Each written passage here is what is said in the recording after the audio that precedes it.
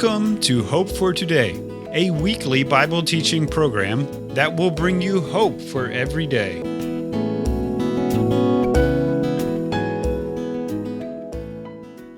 We are honored to be with you today. Thank you so much for being there for part 2 of Going to the Dark Side. As followers of Jesus, we recognize the reality of the spiritual realm and the physical realm, and we exalt Jesus as King of both. All followers of Christ also know there is a spiritual battle raging. Satan is fighting for souls. In John 10, Jesus tells us Satan comes to steal, kill, and destroy. The spiritual battle we are in is intense and real. We must always be on guard and fight. I encourage you, never give up. Always be vigilant. Today, we are finishing the second part of this teaching. J. Mark will read Mark 5, and then we'll look at 2 more steps needed as we go to the dark side. Then they came to the other side of the sea, to the country of the Gadarenes. And when Jesus had come out of the boat, immediately there met him out of the tombs a man with an unclean spirit, who had his dwelling among the tombs, and no one could bind him, not even with chains, because he had often been bound with shackles and chains, and he had pulled the chains apart and broken the shackles in pieces. Neither could anyone tame him. And always, night and day, he was in the mountains and in the tombs, crying out and cutting himself with stones. When he saw Jesus from afar, he ran and worshipped him, and cried out with a loud voice and said, "What have I to do with you, Jesus, Son of the Most High God? I implore you by God that you do not torment me." For Jesus said to him, "Come out of the man, unclean spirit." Then he asked him, "What is your name?" And he answered, saying, "My name is Legion, for we are many." Also he begged him earnestly that he would not send them out of the country. Now a large herd of swine was feeding there near the mountains. So all the demons begged him, saying, "Send us to the swine, that we may enter them." And at once Jesus permitted them. Then the unclean spirits went out and entered the swine. There were about 2,000, and the herd ran violently down the steep place into the sea and drowned in the sea. So those who fed the swine fled, and they told it in the city and in the country. And they went out to see what had happened.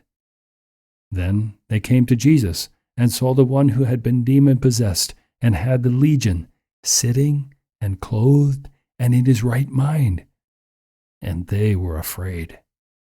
And those who saw it told them how it happened to him who had been demon-possessed and about the swine. Then they began to plead with Jesus to depart from their region.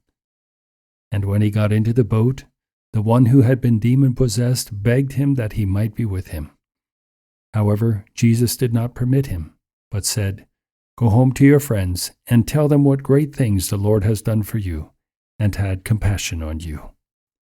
And he departed, and began to proclaim in Decapolis all that Jesus had done for him. And everyone marveled. In our previous program, we were looking at the subject, Going to the Dark Side, from Mark 5, 1-20. One of the steps that we considered in going to the dark side was confronting evil. At the demons' insistence, Jesus permitted them to enter the pigs, and what happened next stunned the bystanders. That entire herd of 2,000 pigs rushed down that steep slope and into the Sea of Galilee, and there they were drowned. This was undeniable proof that the demons had left the man and entered the pigs, and it also illustrated the demons' destructive power on a massive scale. More importantly, it demonstrated Jesus' absolute authority over those demons. For those who follow Christ, confronting evil in society today is costly, but we mustn't shrink back in fear. Instead, we need to put on the full armor of God so we can stand against the devil's schemes. We're not struggling against human beings, but against spiritual forces of evil in this world of darkness that are working through human beings. We must not retreat in the face of opposition. We must go boldly forward to confront the evils of our time. Going to the dark side requires us to cross barriers and to confront evil. There's another step in going to the dark side. I've called it choosing sides. You know, not all displays of Jesus' power are as dramatic as this one. But one thing is for sure. When Jesus comes on the scene, you can't be neutral. You can accept him or reject him, but you can't ignore him. The people who cared for the pigs and witnessed their destruction ran away in fear, and they told everyone they saw what had happened. I believe that news spread like wildfire across the whole region. And so when people heard about it, it's like, we need to go see this for ourselves. So they came, and sure enough, there were the pigs floating in the water.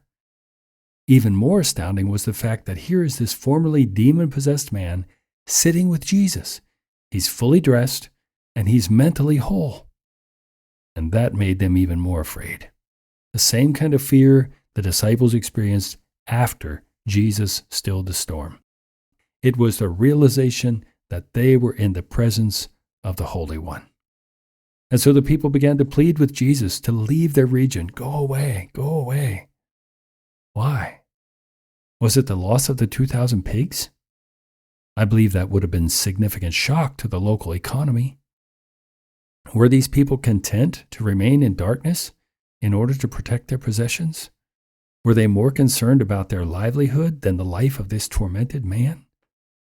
Or were they bothered by the fact that they had witnessed a demonstration of power that they could not explain, a demonstration of power that left them feeling very uncomfortable? These people decided, we don't want Jesus in our community. You know, you can make the same decision today. You have that freedom. But you can't choose the consequences of your choice. The consequences are built into your decision. Just like the people of Gadara, the behavior of most unbelievers today isn't as extreme as the demoniac that we read about. But regardless of their behavior, every human being is a sinner. I suppose that in this community where Jesus was, there were many good people, people who took pride in their culture, in their heritage, maybe their citizenship. But when they rejected Jesus, they chose the temporary over the eternal. Jesus wanted to give them freedom from sin, just like he had given to the former demoniac. Going to the dark side requires us to cross barriers and to confront evil. It also requires us to choose sides. Today, you can choose. Which side will you choose? And then the final step in going to the dark side is commissioning witnesses. In response to the crowd's request, Jesus got ready to leave the area. And as he's getting into the boat, this formerly demon-possessed man keeps begging him, "Let me go with you. Please, let me go with you." We can surely sympathize with his desire. Jesus had delivered him from a life of misery and degradation. Out of gratitude, he was willing to follow Jesus anywhere. But Jesus said, "No, go to your home, to your own people, and tell them how much the Lord has done for you, and that he had mercy on you." Maybe that seems harsh to us. How was he going to survive as the only believer in this pagan community? We can take comfort in the fact that Jesus knows everything. He knew this man, and he knew how he would respond to Jesus' command. Jesus gave him the most challenging assignment possible. Go home to your family and friends and be my witness there. That was his commission. And so the man went off as Jesus commanded. He shared his story throughout the Decapolis, telling everyone and anyone who would listen about all that Jesus had done for him. What happened after that? We don't know. That's the end of the story for us. I'm sure it was not the end of the story for him. But we can be assured of at least two things. First of all, God's word would have its promised effect. And second, we can be sure that as this man repeatedly recounted the story of his miraculous deliverance, his love for Jesus and his gratitude grew deeper and deeper. You might recall Jesus said one time, "To whom little is forgiven, the same loves little." The reverse is just as true. The one who is forgiven much, the same loves much. The challenge many of us face today is to realize just how much we've been forgiven. We tend, like the crowds that were there on the seashore that day, to compare ourselves to others whom we consider to be the worst. We're not nearly as bad as the demoniac. We see our behavior as respectable, and we don't engage in many of the sinful practices that are so prevalent around us. But when we open our hearts before the holy presence of Jesus, we gain a deeper understanding of our own sinfulness. Our pride, our self-righteousness, our refusal to forgive others, our insistence on our rights, and a host of other things show us just how much we need the mercy and the grace of Jesus. You know, Jesus came over to the dark side to save you and to save me. Jesus' final instruction to the disciples just before his ascension to heaven were, "But you shall receive power, and you shall be witnesses to me in Jerusalem and in all Judea and Samaria and to the end of the earth." Jesus' command to them was like the command he gave the former demoniac. Your witness begins at home. Jesus has given you and me that same commission.